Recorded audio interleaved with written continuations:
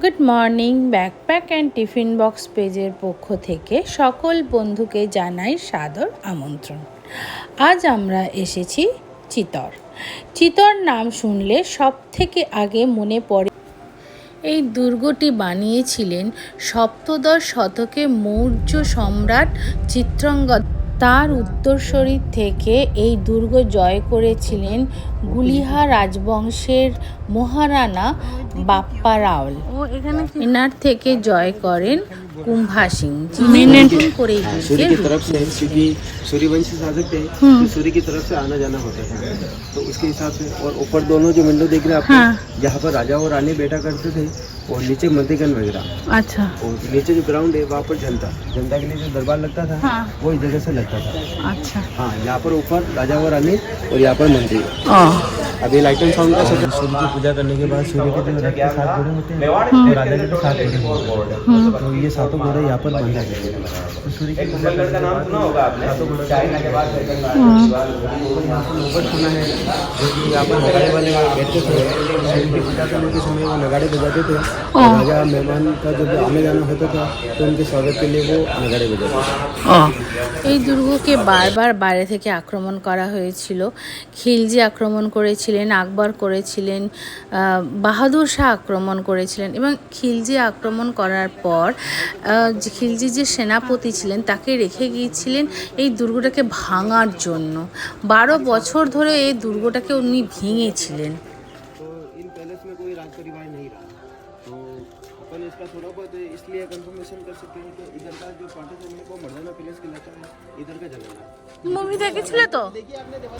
হ্যাঁ, guide movie এখানে shoot করা হয়েছিল, গানের সিকোয়েন্সগুলো এগুলো।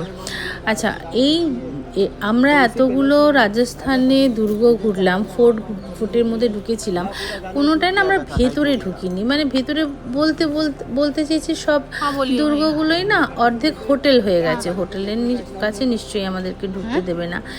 এই একটা দুর্গ যার মধ্যে আমরা ঢুকতে পেরেছি, মানে এত একটা মানে এ লাগছে যে সত্যি কত সুন্দর বানিয়েছিল না। আমরা কত এগিয়েছিলাম আগে।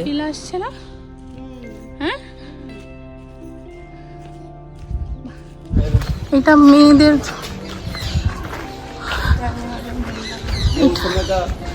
तीन मंजिला इमारत है, जो कि बाहर से और अंदर से दोनों तरफ से इनकी छतें वगैरह तोड़ दी गई है।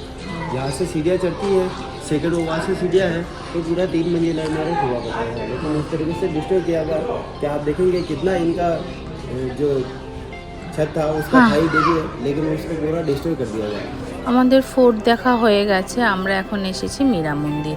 মীরা মন্দিরের দুটো পার্ট, একটা হচ্ছে মীরাবাই এর যে কৃষ্ণ মন্দির মানে কৃষ্ণের বিগ্রহ ছিল সেটা হচ্ছে এই পাশে বাঁ দিকে, আর যেটা বড় মন্দির সেটা হচ্ছে এখানকার যে ইষ্ট দেবতা ছিলেন, এনারা ছিলেন রাজ পরিবারের যে নারায়ণ মূর্তি ছিল, বিগ্রহটা ছিল, সেটা হচ্ছে এই বিগ্রহটা। আর এটা হচ্ছে মীরা মন্দির। মীরা মন্দিরের যে বিগ্রহ সেটা কিন্তু আলাদা। মীরাবাই যেটা তার বাপের বাড়ি থেকে নিয়ে এসেছিল সেটা হচ্ছে এই বিগ্রহটা। এই বিগ্রহ রাজ পরিবারের না, এটা মীরাবাইয়ের বিগ্রহ। মীরাবাই তৈরি করিয়েছিলেন এই বিগ্রহ। এই সামনেই বসে আছে মীরাবাই, আর এই মন্দিরেই বসে উনি এই ভগবানের নাম করতেন। তারপর আমরা চলে এসেছি বিজয়স্তম্ভ। বিজয়স্তম্ভ হচ্ছে রাজপুত রাজাদের, মহারানাদের এর যুদ্ধের জয়ের যে সিম্বল, সেটাই হচ্ছে বিজয়স্তম্ভ। बाप रे, 9 फ्लोर बनाया गया क्योंकि अपने हिंदू धर्म में नवग्रह मनाए जाते हैं, इसीलिए वास्तुकला के हिसाब से इसको 9 मंजिला बनाया था। और इसके आप आकृति देखिए, महादेव को यहाँ के राजा मानते थे, खुद को उनका दीवान यानी सेवक बोलते थे कि हम तो सेवक है, हमारे जो राजा है वो महादेव है। और इसके अंदर जो सीढ़ियाँ है 157 सीढ़ियाँ है, 157 अंदर से राउंड यानी गोल गोल बनी हुई, एक ही रास्ता आने जाने का, इसलिए इसको पुराना समय से बंद कर दिया है। এইটা হলো সেই বিখ্যাত জহস্থল, যেটা পদ্মাবত মুভির দৌলতে মুখে মুখে সকলে ফিরেছে। এটাই হচ্ছে সেই জহস্থল। আচ্ছা, এটা কিন্তু এই বিজয়স্তম্ভের পাশেই वो चाहती थी तो जल जोर भी कर सकती थी, या फिर जहर पे के भी जान दे सकती थी। लेकिन क्या बताऊँ उनके लाशों के साथ कुछ गलत होगा, इसलिए वो अपने आप को राख बनाना पसंद करते थे। तो अपन बात करते हैं तीसरे जोड़ की। जब उदय सिंह जी यहाँ से उदयपुर शिफ्ट हो जाते हैं, यानी पूरा फैमिली उदयपुर रहने लग जाता है, तो यहाँ पर आम जनता सैनिकों सेनापति रहते हैं। काका आप मेरे कंधे पे बैठे। আগে এই জায়গাটা বিশাল বড় একটা গর্ত ছিল, যেখানে কাঠ ফাট দিয়ে জ্বালিয়ে এই অগ্নি সংযোগ করা হতো। তো ওটা পরে ইংরেজদের আমলেই ওটা বুঝিয়ে দেওয়া হয়, বুঝিয়ে দেওয়া মাঠ বানিয়ে দেওয়া হয়। আচ্ছা, এইটা হলো সেই পদ্মাবত মুভিতে দেখিয়েছিল খিলজি ছুটে ছুটে আসছে আর রানী পদ্মাবতী আগুনের মধ্যে ঢুকে যাচ্ছে, সেটা হচ্ছে ওই গেটটা। দরজাটা বন্ধ হয়ে যাচ্ছে, ওটা হচ্ছে ওই গেটটা।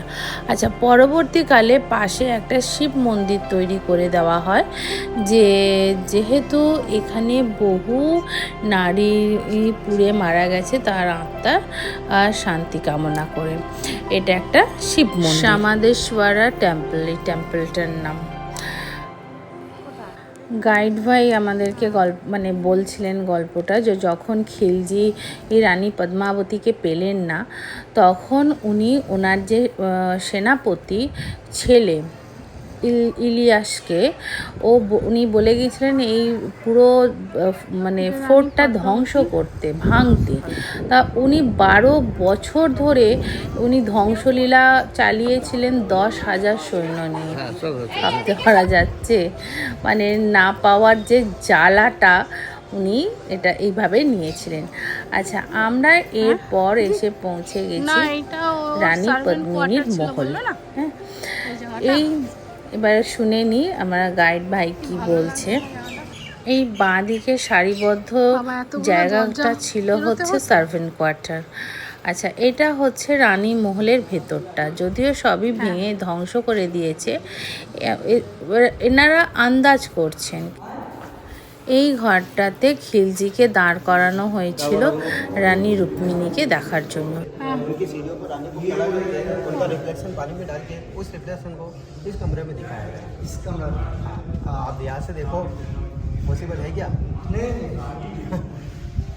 वो अच्छा, इस कमरे से उसको खड़ा करके इस कमरे से दिखाया गया। এইটা দিয়ে যেত, এটা শুন। আচ্ছা আচ্ছা, ওইটা বেলজিয়াম কাঁচের ছিল, ওইটা বেলজিয়াম কাঁচের ছিল। যে ঘর থেকে জলাশয়ের মধ্যে রিফ্লেকশন ফেলেছিল, সেটা রানীর সামান। যাচ্ছি, চলো ওদের আমরা বেরিয়ে যাচ্ছি। আচ্ছা, আমরা এবার দেখা যাচ্ছি যে বাঁ দিকের এইটাই হচ্ছে, এটা রানী পদ্মাবতীর প্যালেস ছিল।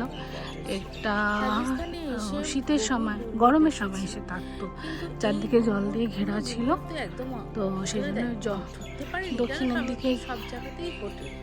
এই দুর্গটাই একমাত্র যেটা একদম ভেতরে ঢুকে পড়েছি, সেই জন্য এই দুর্গটাতে এসে যেন একটা আজীব কিরম একটা হচ্ছে, যেন মনে হচ্ছে আত্মার টান পাচ্ছে। এইটা অ্যাকচুয়ালি দুর্গের মেন গেট ছিল। আমরা যে ঢুকলাম গেটটা দিয়ে, ওটা এই গেট দিয়ে ঢুকে ওইভাবে ঘুরতে হয়, কিন্তু পরে সব ধ্বংস হয়ে যাওয়ার ভেঙে ফেলে দেওয়ার পরে ওরা নিজেরাই একটা রাস্তা অন্য দিক দিয়ে বানিয়ে নিয়েছে। এই দেওয়ালগুলো কিন্তু একদম প্রথম খিলজি বলো, বাহাদুর শাহ বা আকবর, জাহাঙ্গীর সবাই কিন্তু এই পথ দিয়েই ঢুকেছিল।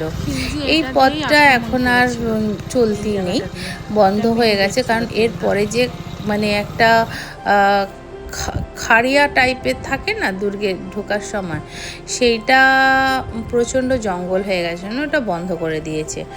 আচ্ছা, তারপরে আমরা এসেছি একটা জৈন টেম্পল, আর সাথে হচ্ছে এই লম্বা মতন যে স্তম্ভটা আছে, এটা হচ্ছে কীর্তিস্তম্ভ। মহারানারা এটা কীর্তিস্তম্ভ হিসাবে এটা তৈরি করেছিলেন। বিজয় স্তম্ভ আগে বানানো হয়েছে, তারপরে কীর্তিস্তম্ভ। আচ্ছা, বিজয় স্তম্ভ বানিয়েছিলেন হচ্ছে মহারানা কুম্ভ সিং। জৈন টেম্পলে কোনো মূর্তি নেই, সব পুরো ফাঁকা। চিত্তর ফোর্ট দেখা আমাদের শেষ হয়ে গেছে, এবার আমরা হোটেলে ফিরছি। যদি আমার ব্লগগুলো ভালো লেগে থাকে এবং আমার সঙ্গে যদি আবারও নতুন নতুন জায়গায় দেখতে চাও, তাহলে অতি অবশ্যই আমার পেজটিকে লাইক, শেয়ার, সাবস্ক্রাইব করে দিও। Tata, see you again.